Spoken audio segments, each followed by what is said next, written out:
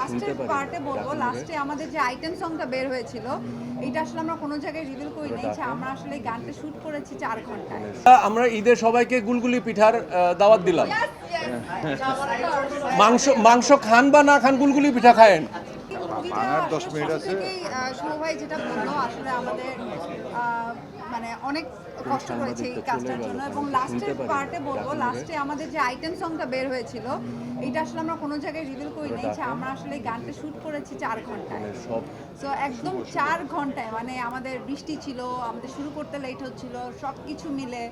এবং ওই সিচুয়েশনে মানে আমাদের সারাক্ষণ মনে হচ্ছিল আমাদের একটা শট এক থেকে ওকে করতে হবে, কারণ বৃষ্টির জন্য। সো ওই 4 ঘন্টাতে আমরা এই গানটা যে শ্যুট করেছি এবং এটা দেখার পরে আপনাদের দর্শকের কাছ থেকে যেরকম রেসপন্স পেয়েছি ওইটা অন্যরকম ছিল। মানে আমাদের প্রজেক্টটা এত সিরিয়াস ছিল, সেই যে আমার পাশে সাজিদ ভাই প্রডিউসার, উনিও দেখতেছি সবকিছু নিয়ে দৌড়াদৌড়ি করতেছে। ও, উনি প্রডিউসার?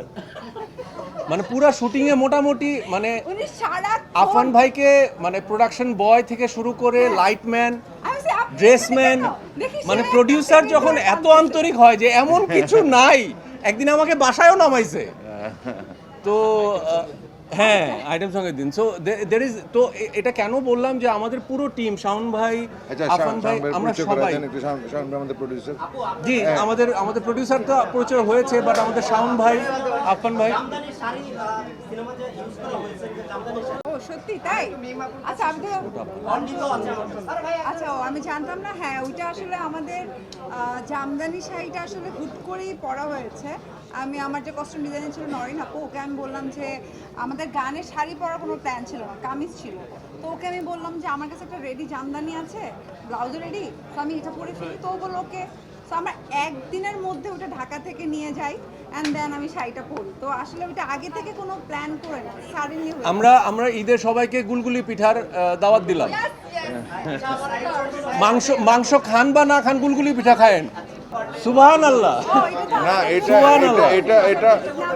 এটা শো বাড়ার বিষয়টা তো আসলে ঊর্ধ্বতন কর্তৃপক্ষের কাজ। আমাদের কাজ ছিল অভিনয় করা, আমাদের কাজ ছিল আপনাদের দাঁড়ে দাঁড়ে আসা। আমরা দাঁড়ে দাঁড়ে যাওয়ার চেষ্টা করেছি, এখনো করছি। বাকিটা শো বাড়ার দায়িত্ব তো শাওন ভাইদের, আফান ভাইদের, চন্দন ভাইদের, অভি ভাইদের, তো ওনারা করবেন আর কি। Thank you.